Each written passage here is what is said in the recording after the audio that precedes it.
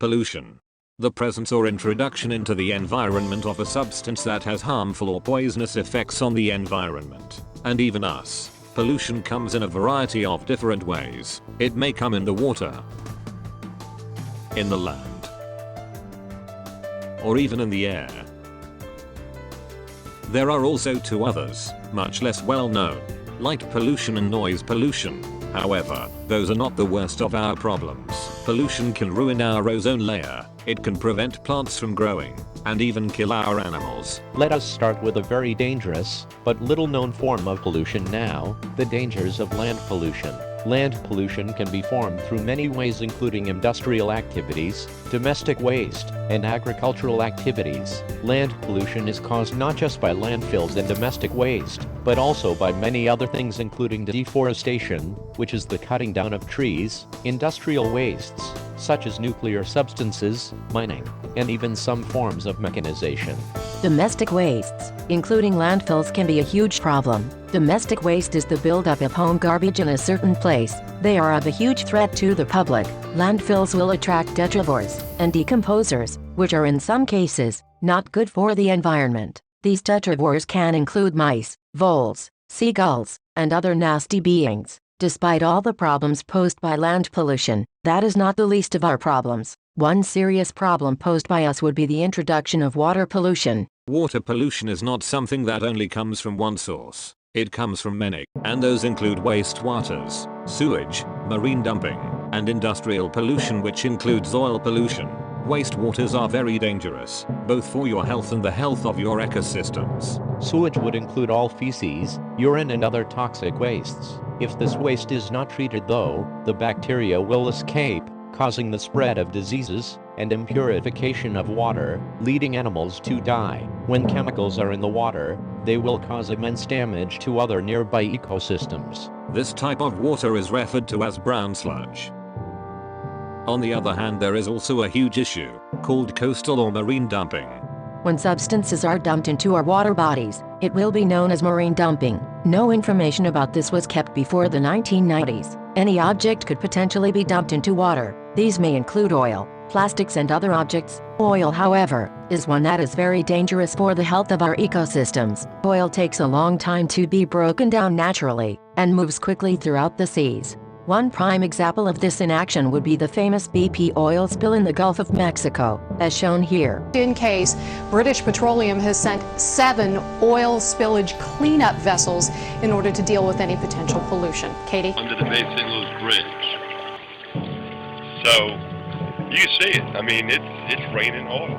Another type of dumping is the dumping of chemicals. If there is too much alkaline in the water, then animals can't survive at that pH level. Indeed, they will die. One other huge method of water pollution would be the dumping of plastics and other objects. These objects choke and will kill over 100,000 marine animals each year. Some beaches may even contain so many pollutants that it can become an animal graveyard. However, aside from the beaches, there is one place where this is definitely present, in the Pacific trash vortexes. Each one of the two is almost twice as big as Texas, and is only growing larger. These two garbage patches are connected by a string of trash, called a 6,000-mile-long convergence zone. There are vortexes in every major sea or ocean. But did you also know that there is air pollution?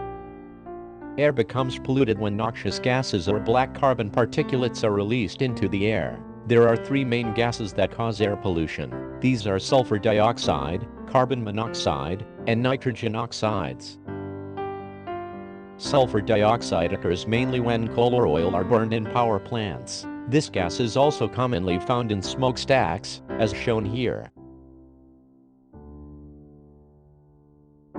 Carbon monoxide is caused mainly by gasoline equipment. Others are aircraft, diesel, and railroads. Carbon monoxide is much like carbon dioxide, meaning that it is a harmful greenhouse gas. Nitrogen oxides only occur at higher temperatures. It facilitates and causes acid rain. It is known to cause eutrophication. It is caused, again, by transportation vehicles and power plants.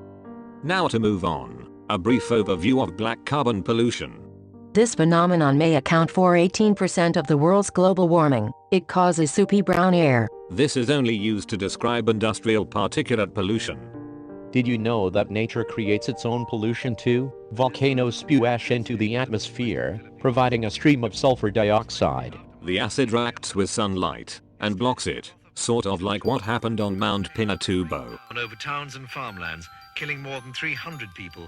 Windstorms can also kick up dirt and place it in the atmosphere. Forest fires can create industrial-sized smog and can release carbon from the trees into the atmosphere. Organic matter dies, and when they do, they will release their carbon into the atmosphere. Also, when warmed, our oceans will release some of the carbon they have stored, causing natural pollution. Please note that this was all under regulation before the arrival of humans. If not for us, pollution would not be a problem. Pollution also has negative effects on our ecosystems. Amphibians are hit hardest by water pollution. They absorb water through their skin, so any toxins present get directly inside their bodies.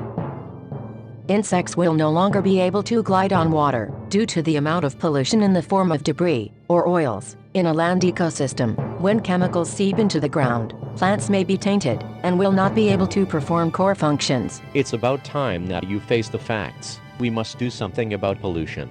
Pollution is bad for our health. It kills millions of people each year who get heart disease. Lead poisoning. And even some lung problems. And furthermore, 40% of America's rivers are too polluted from fishing, swimming, or aquatic life. What can we do to help this growing problem?